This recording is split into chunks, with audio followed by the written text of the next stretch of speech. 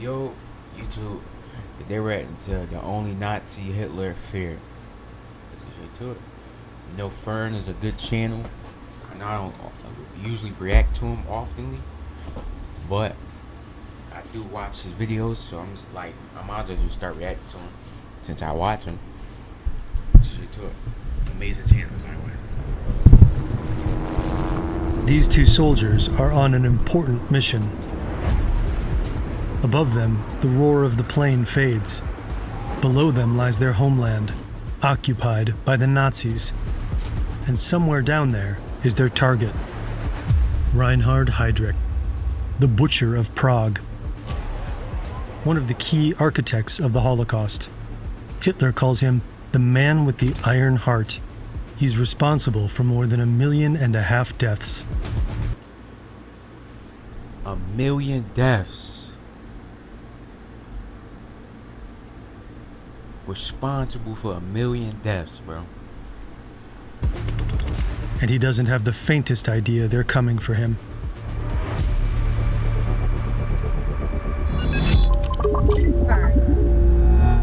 Warning. This video includes is largely based on Heydrich in Prague, Lena. It was taken in May 1942 at the Wallenstein Palais in Prague, where they attended a concert. Reinhard Heydrich loves music. He's the son of a singer and composer. But despite showing musical talent as a child, he chose a very different path for himself. After graduating from school, he joined the Reichsmarine, the German Navy. Heydrich is tall, blonde, and athletic. He looks like he walked straight out of a Nazi propaganda poster. But this picture-perfect facade is deceptive. He speaks with a strangely thin, high-pitched voice. He's said to have been haunted by deep insecurity and self-hatred. In school, and also in the Navy, people mock him. Rumors spread that he has Jewish roots. They call him Blonde Moses.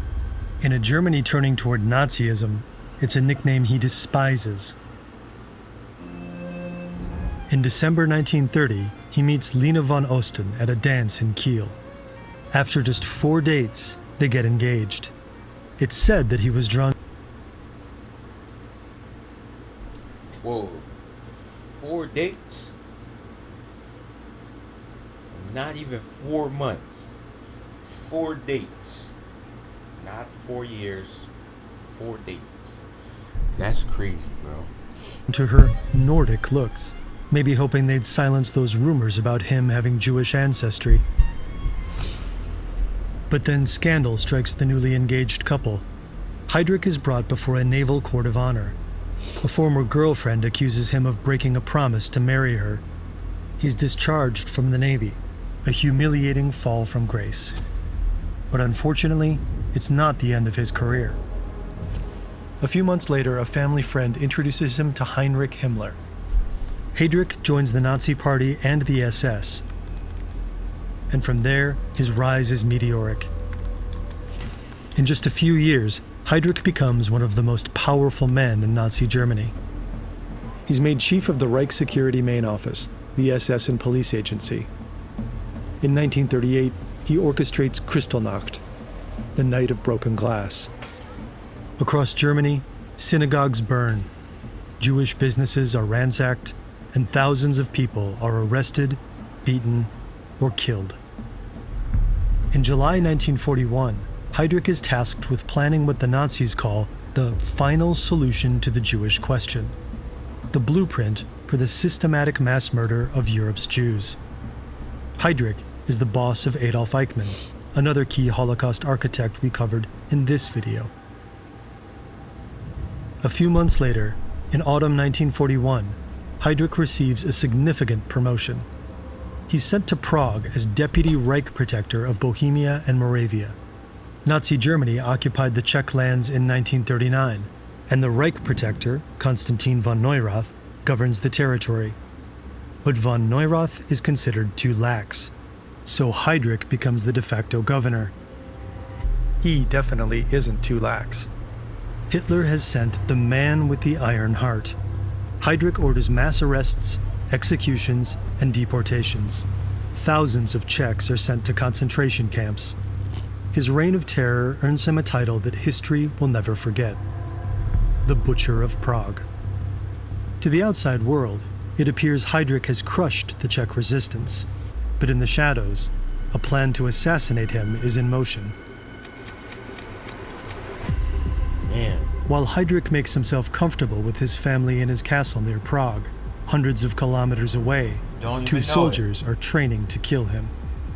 The Czech government is in exile. Its leaders are in London. Czech military intelligence is cooperating with the British Special Operations Executive. Together, they plan a top-secret mission to assassinate Heydrich. Operation Anthropoid. Enter Jan Kubiš and Josef Gabčík. Meeting in Poland Bro, these names is crazy. in 1939, they eventually join the French Foreign Legion, the only way to fight back. In the ranks of the Legion, they become good friends. After the fall of France, Czech forces are moved to Britain. In the autumn of 1941, Gabčík is chosen for Operation Anthropoid. When his partner suffers an injury during training, Gabčík insists that Kubiš be the one to replace him. Both men are proud soldiers who had watched their homeland fall to the Nazis without a fight. Now they're determined to strike back, no matter what the cost. Together, they prepare for one of the most dangerous missions of the war: to strike at the heart of the Nazi regime. 3D scenes like these are made by humans. Greetings from our team. But to keep things running, you can set up with your team and stay Got productive. you. Can't get me. In 41, a British Halifax bomber drops its deadly cargo: Gabčík and Kubiš. But heavy snow blinds the crew, making navigation nearly impossible. So they accidentally drop Gabčík and Kubiš at the wrong location. Instead of landing east of Pilsen, they end up east of Prague. As they approach the ground, Gabčík misjudges the height and injures his left foot. Now they have no idea where they are. It's night, and it's cold. The two soldiers bury their parachutes in the snow and take shelter in the abandoned tunnels of an old stone quarry. Their landing hasn't gone unnoticed. During the night, a local gamekeeper heard the plane, climbed onto the roof of his house, and saw two parachutes heading toward him. The next morning, he finds the buried parachutes and follows a trail of footprints in the snow. It doesn't take him long to find Gabčík and Kubiš and confront them. It's like a movie. Following the footsteps. The young men pretend to be surveyors, but their cover story quickly falls apart, and they reluctantly admit the truth. Luckily, the gamekeeper wants to help them. They're stunned to find out they've landed 20 miles from Prague, far from their contacts. Gabčík is injured, and the mission already looks doomed. But then, fate intervenes. A local miller, who also heard the plane that night, tracks them down. He's a member of Sokol, a banned Czech nationalist group, and offers to connect them with the underground network in Prague. It violates the strictest rules of their mission: no contact with the local resistance until their mission is over. But they're desperate. They have no choice but to accept help. Over the next few months, they're sheltered by a network of brave families, ordinary people risking everything to feed and hide them.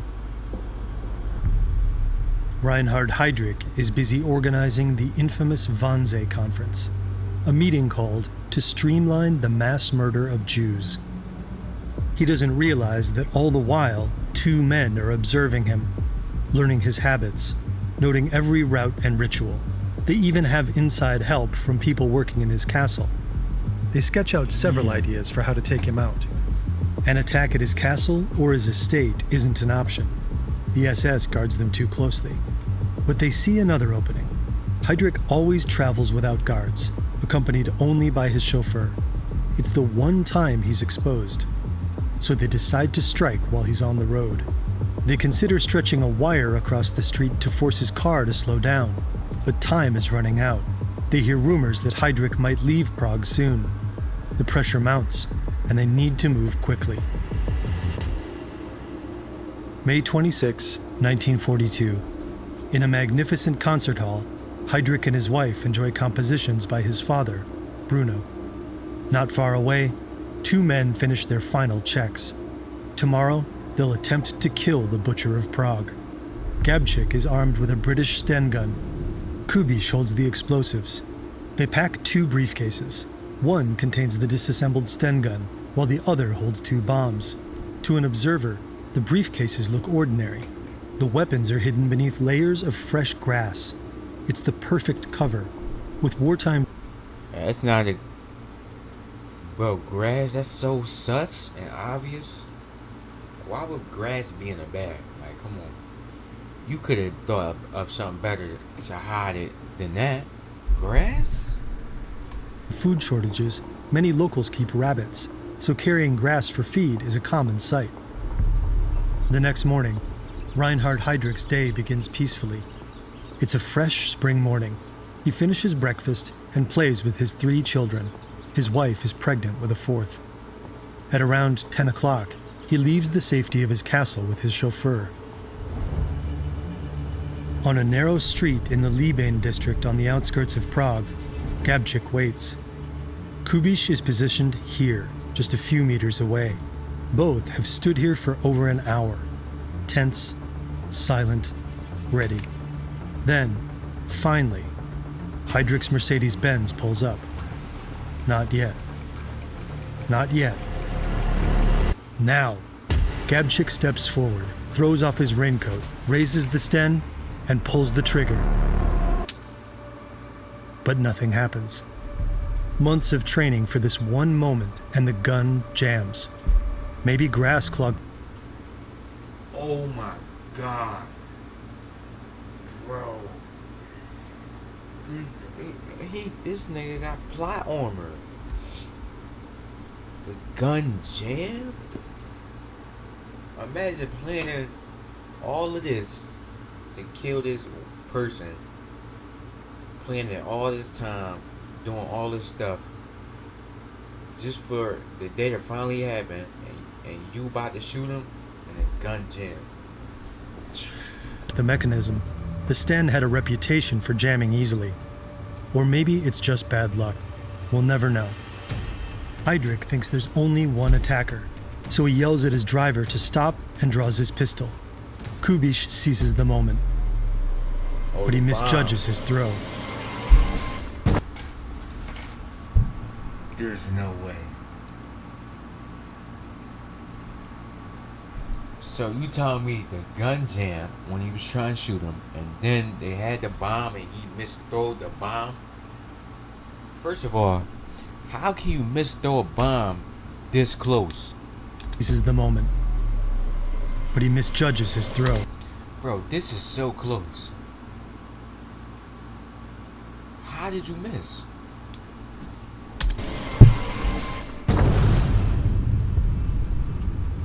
Heydrich survives. Kubiš scrambles onto his bicycle and disappears down the street. Gabčík is chased by Heydrich's driver and flees into a nearby butcher shop. When the driver bursts in, Gabčík finally makes the Sten work, shooting him in the leg and escaping. Both assassins get away, but there's no sense of triumph. The mission failed. They haven't eliminated their target. But Heydrich is critically wounded by the explosion. He's rushed to Belovsa Hospital in a passing delivery truck. And on June 4, 1942, 8 days after the attack, Reinhard Heydrich succumbs to his wounds.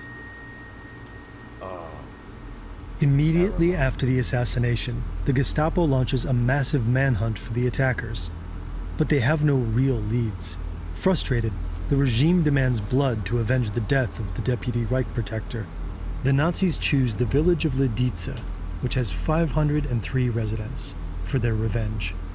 They suspect some within the village support the attackers, but there's no real evidence of this.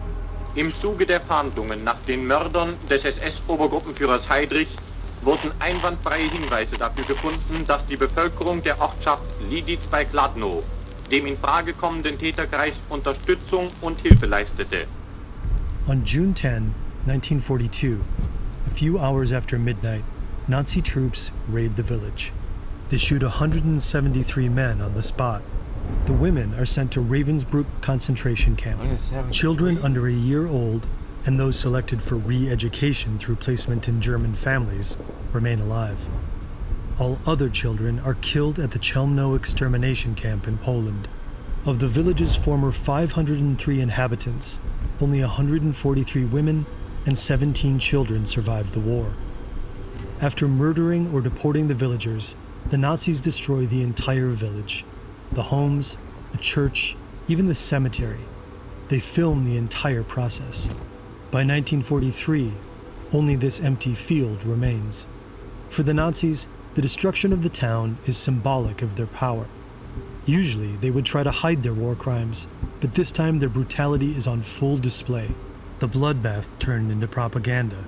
Nachdem die Einwohner dieses Dorfes durch ihre Tätigkeit und durch die Unterstützung der Mörder von SS-Obergruppenführer Heydrich gegen die erlassenen Gesetze schärfstens verstoßen haben, sind die männlichen Erwachsenen erschossen, die Frauen in ein Konzentrationslager überführt und die Kinder einer geeigneten Erziehung zugeführt worden. Die Gebäude des Ortes sind dem Erdboden gleichgemacht und der Name der Gemeinde ist ausgelöscht worden. But even after burning Lidice to the ground and murdering most of its inhabitants, the Nazis aren't done. They want to find the men behind the attack. So they announce an amnesty. Anyone who comes forward with information will be spared. And there's a reward, 1 million Reichsmarks. One of Gabčík and Kubiš's comrades takes the deal. His name is Karl Čugda. His story is similar to theirs. He fled to Poland, joined the French Foreign Legion, and trained in Britain for special operations. He was also brought to the Protectorate for a mission. But on June 16, 1942, he decides to collaborate with the Gestapo in Prague. In exchange for a new identity and the cash, he gives them the assassins, and the names of the families sheltering them. One of them is the Moravec family. The Gestapo storms their home. The mother takes her own life with poison, but her son is taken for interrogation. Using truly unspeakable methods, they break him. He eventually tells them what his mother once told him: if you're ever in serious trouble, go to the church of St. Cyril and Methodius. Inside this Orthodox church, Gabčík and Kubiš have found refuge. Here, in the damp darkness of the crypt, the 2 assassins and 5 other paratroopers wait for orders from London. They know about Lidice. They know that hundreds of innocents have already died in the Nazi reprisals. Crushed by guilt, they consider committing suicide in a public park. They hope that leaving a note claiming responsibility might finally stop the killings.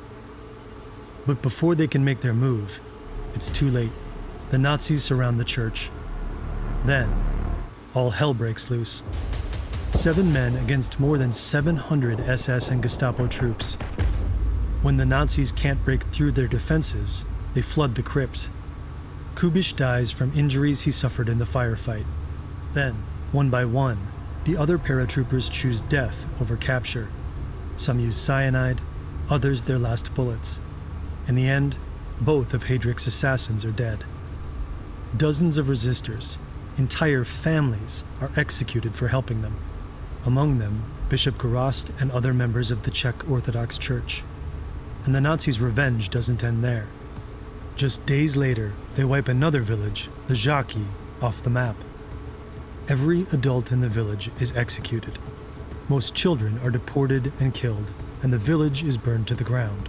Like Lidice, the Žáky simply ceases to exist. After the end of World War II, Nazi official Karl Hermann Frank, who ordered the mass murder in Lidice and the Žáky, was convicted and executed. Karel Čugda had continued to work with the Gestapo until the end of the war. He then attempted to flee, but was captured and sentenced to death. He was executed in Prague on April 29, 1947. Even after her husband's death, Lena Heydrich remained a prominent figure. She didn't return to Germany until 1945. After the country's surrender, her husband's property was seized, confiscated as the assets of a war criminal. She spent the rest of her life defending his legacy, repeatedly denying that her late husband was responsible for any war crimes. In the 1950s, she won several lawsuits against West Germany, securing a substantial widow's pension and regaining her luxurious. Not one, several lawsuits. She got that money. Summer home. Today, A memorial stands at the site of the ambush in Prague. It honors Josef Gabčík, Jan Kubiš, and a third figure, representing the Czech civilian resistance. In the Czech villages of Lidice and Ležáky, memorials mark the sites of the mass killings.